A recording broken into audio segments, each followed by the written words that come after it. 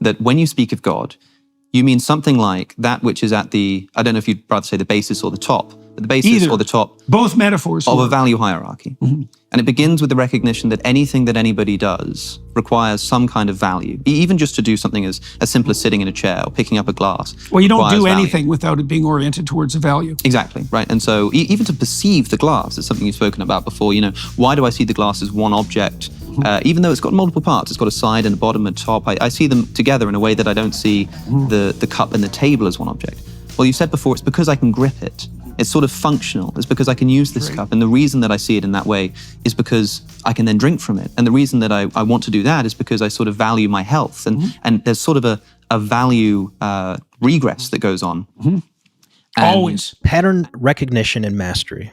Again, that is true competence. And competence, of course, brings with it success of various forms. It brings with it love, power, status, joy, peace. Patterns and symbols are everything in life.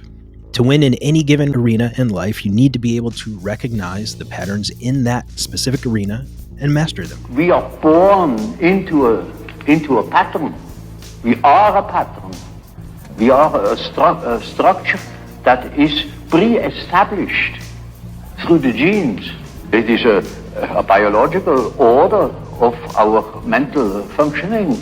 As for instance, our biological or physiological function follows a pattern. Archetypal themes are archetypal because they actually speak of the structure of human experience. That's why they last.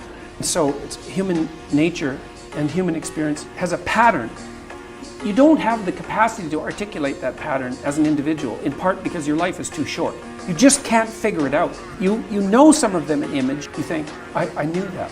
I knew that. I just didn't know how to say it. Your soul already knows, but it doesn't have the words. That's the Platonic idea of learning as remembering. But the ancient representations of those patterns are everywhere around you. Just like everything else in reality, it has to, for you to see it, it has to have a pattern. The world is too big. The world has too many things in it. Yeah. Every aspect of reality has a million details. Not a million, an innumerable amount of details. There's countless ways of describing something, countless ways of seeing things. And so the question is, why do we see things? Like, why are we able to engage with things? And it's because we have the capacity to see and to engage with patterns. And so we're able to see that even though everything has parts, right? A cup has parts, you have parts, but I can see that you have parts, but I can also see that you're one, that those parts come together and manifest a unity.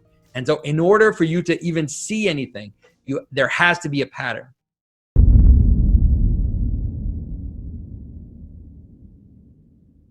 To win in any given arena in life, you need to be able to recognize the patterns in that specific arena and master them. Once you care about creating something, whether that's a new fly to fish with, right, a new lure, or a new reality, right, for yourself and for your family, the next stage of creation is the symbolic stage, the phase of archetypal patterns within the imagination.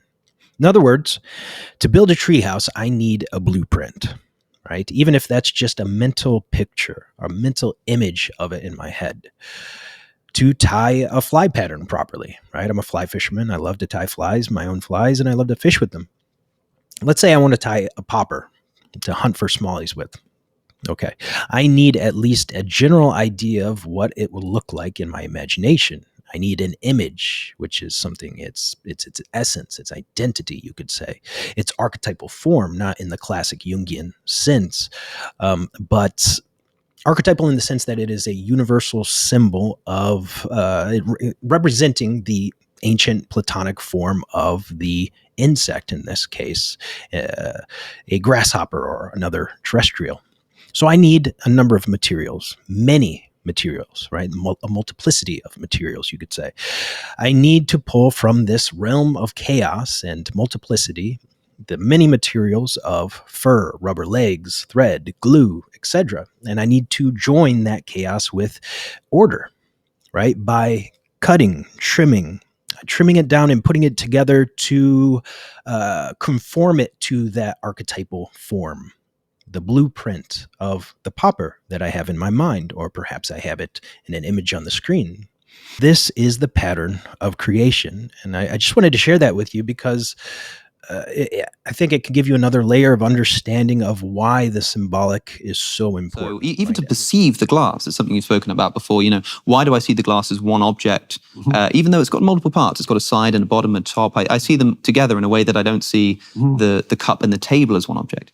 Well, you said before, it's because I can grip it. It's sort of functional. It's because I can use this cup. And the reason that I see it in that way is because I can then drink from it. And the reason that I want to do that is because I sort of value my health. And there's sort of a value regress that goes on. Always. And more broadly, this comes out in the question of why you're writing an essay to get a good grade, or why do you want a good grade to get a good job? Why do you want a good job to get money? And you keep going back and back. It has to terminate somewhere. That's right. Because otherwise there would be nothing to sort of lend that value. Well, otherwise you'd always be in an infinite regress. Further down, right? You just die of or questioning. It would be infinite. Yeah, you literally, it's the kind of regress in which the value that you have for A actually borrows the value from B. You don't value A at all without B. So it doesn't get it without B, and B doesn't get it without C, and C doesn't get it without D. So if that went on infinitely, there's nothing to give the entire sequence value in the first place. Right. And so there's got to be something at the basis here. And then you said, at least on one occasion, that we'll call that place, whatever's at the top there, we'll call it the divine place. Yeah, and you said we'll make that that's a matter of definition. Yeah. Now, I'm fine with this. Yeah. But it seems to me that what you're doing is you're giving a definition of God that makes him partial definition, or makes it him, whatever, unavoidably exist, and also makes it a quite different entity to the entity described by a great deal of, for instance, your Christian listeners, who will say that God is not the basis of a value hierarchy. God is an omnipotent, omniscient, agential being with consciousness that intentionally brings about human beings and sent down a physical man to sacrifice his life in order to save us from our sins. Now, that means that when someone asks you, does God exist? And you say, well, look, I think that's almost an inappropriate question. At times you sort of imply that you don't even believe in atheists because you sort of act as if you believe in God. If what you mean by God is just... Well, Dawkins himself admitted he was a cultural Christian. That's another matter, because that's much more specific. I mean, that's cultural Christianity, right? This is just... This, but it's a reflection of the same problem. But when a Christian says to you, I'm being very clear that that's what I mean by God. I don't know if you do believe in the omniscient, omnipotent, agential being, but if you start talking about the inevitability of believing in some basis of a value hierarchy... Well, it's not so obvious. You're talking about something different. It's not so obvious from the traditional Judeo-Christian perspective that God is properly conceptualized as a being. That's probably right too. So it's tricky, right? Because one of the ways that you can approach God traditionally is in relationship to a being, but that's a veil. So why do I say that? Okay, so let's speak about it religiously first, and then we can speak about it conceptually. So there's a tremendous insistence in the Judeo-Christian tradition that God is outside of the categorical structure, right? Like seriously outside. Elijah, the prophet, establishes that God is not in nature. He's not in the earthquake. He's not in the conflagration. He's not in the storm, right? So that doesn't mean that nature doesn't speak of God, but it does mean that whatever God is not in the natural world.